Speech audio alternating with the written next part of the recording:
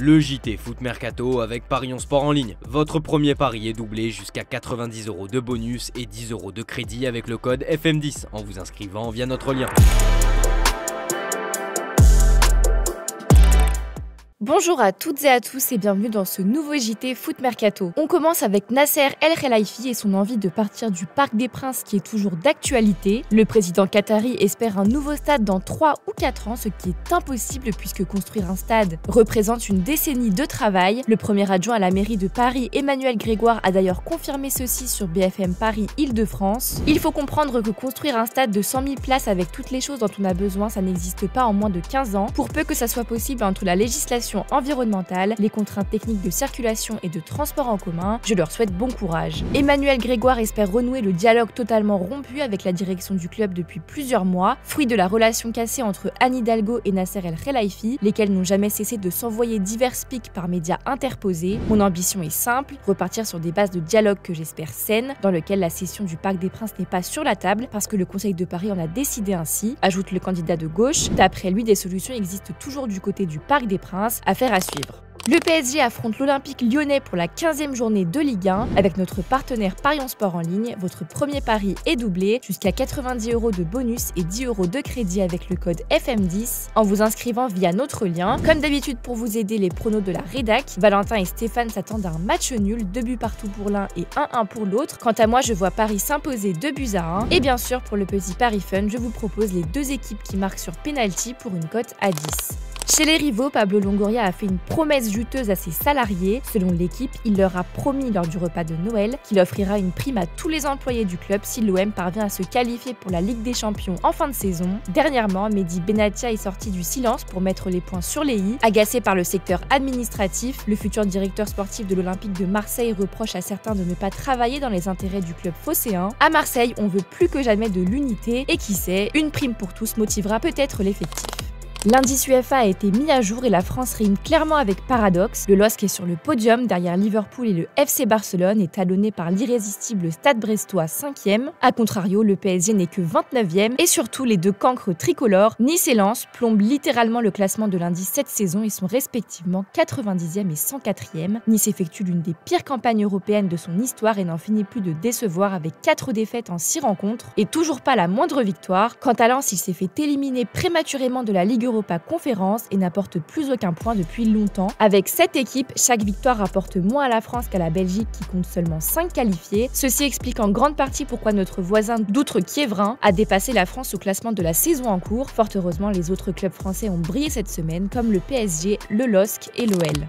48 équipes, 3 pays hôtes, 104 matchs. La Coupe du Monde 2026 sera la première du nouvel ère avec toujours plus de superlatifs. Disputée au Mexique, au Canada et aux États-Unis, elle mettra aux prises 12 groupes de 4 équipes avec une phase à élimination directe qui commencera par des 16e de finale. Mais avant d'y accéder, il faudra déjà se qualifier pour la dite compétition. Plusieurs confédérations ont déjà bien entamé ce parcours du combattant comme en Afrique, en Asie, en Amérique centrale et en Amérique du Sud. Et c'est aujourd'hui au tour de l'Europe de lancer la machine avec le tirage au sort des 12 groupes qui vont réunir 54 sélections. L'UEFA aura un total de 16 sélections qualifiées contre 13 lors des éditions précédentes, soit un record. Tête de série, l'équipe de France savait qu'elle éviterait les meilleures sélections européennes. La France ne connaît pas encore son groupe définitif, puisque cela dépendra du résultat de son quart de finale en Ligue des Nations contre la Croatie. Si elle l'emporte, elle sera alors dans le groupe D pour les éliminatoires du Mondial 2026 avec l'Ukraine, l'Islande et l'Azerbaïdjan. Si elle perd contre la Croatie, elle basculerait dans le groupe F à 5 équipes avec la République tchèque, le Monténégro, les îles Féroé et Gibraltar. Un tirage très clément donc. Ces rencontres se disputeront dans tous les cas à partir de juin 2025 jusqu'au mois de novembre. Rappelons qu'en cas d'échec dans le groupe de qualification, la France aura quoi qu'il arrive une place en barrage grâce à son résultat en Ligue des Nations.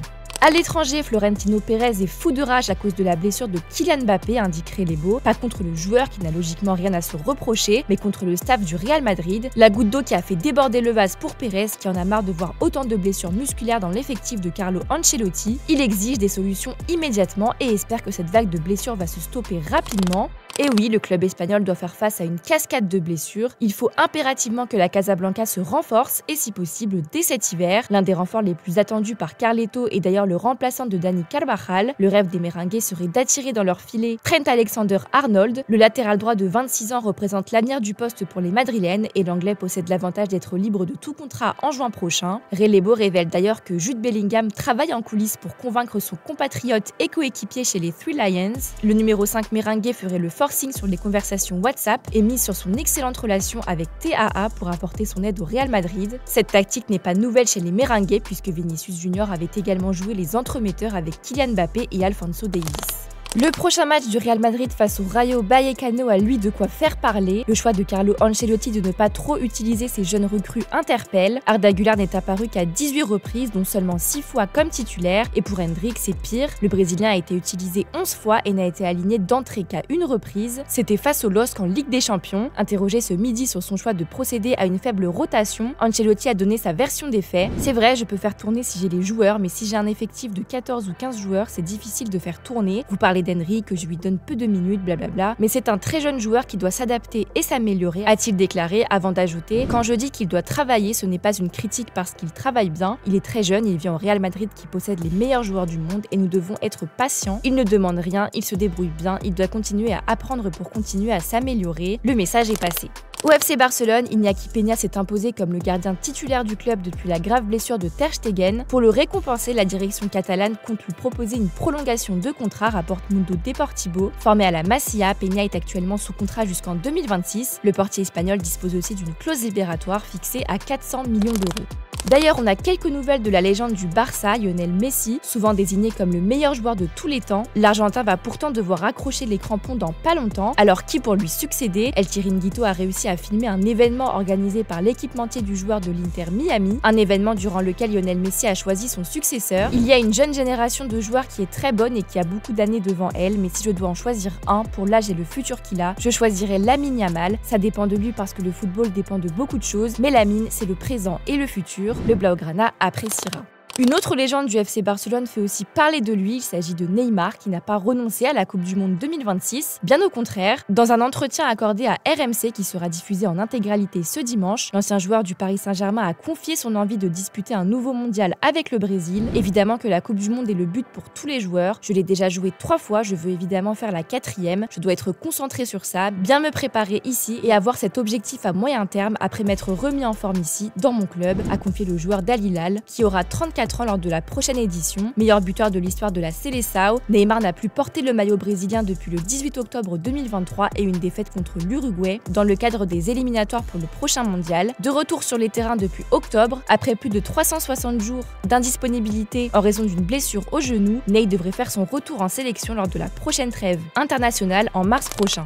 On passe à toute autre chose qui concerne cette fois Youssoupha Moukoko et je vous préviens, les révélations sont explosives. Si sa précocité a fait beaucoup parler, les doutes concernant son véritable âge ont eux aussi fait couler beaucoup d'encre. Alors qu'il avait 12 ans et qu'il jouait avec les U17 du BVB, celui qui a été adopté et qui a déménagé en Allemagne était soupçonné d'avoir 5 ans de plus. Ce vendredi, Moukoko, qui évolue en prêt à Nice cette saison, fait face à de nouvelles accusations. Bild dévoile de nouvelles déclarations de la part de Joseph Moukoko. Je déclare sous serment, Youssoupha Moukoko n'est pas le fils biologique de moi et de mon épouse Marie Moukoko. Il n'est pas non plus né le 20 novembre 2004 à Yaoundé au Cameroun. Je lui ai dit, Youssoupha a obtenu un faux acte de naissance à Yaoundé. Sur ce, je suis allée à l'ambassade et je lui ai obtenu un passeport, puis je l'ai emmené en Allemagne comme mon fils. Il est en réalité né le 19 juillet 2000. Nous l'avons rajeuni de 4 ans. Maintenant, il est né le 20 novembre 2004. Ma femme était employée par une agence qui travaille pour le sponsor du BVB Evonik et j'étais employée directement par le BVB. Nous recevions donc de l'argent chaque mois. Nous n'avons pas travaillé. C'est comme ça que nous avons obtenu l'argent. On connaît désormais le véritable âge de Moukoko. On termine avec l'image du jour, la joie des Lyonnais et de leurs supporters après la victoire de l'OL face à l'Eintracht Francfort en Ligue Europa. Je vous laisse là-dessus, bonne soirée et à demain pour de nouvelles infos sur Foot Mercato.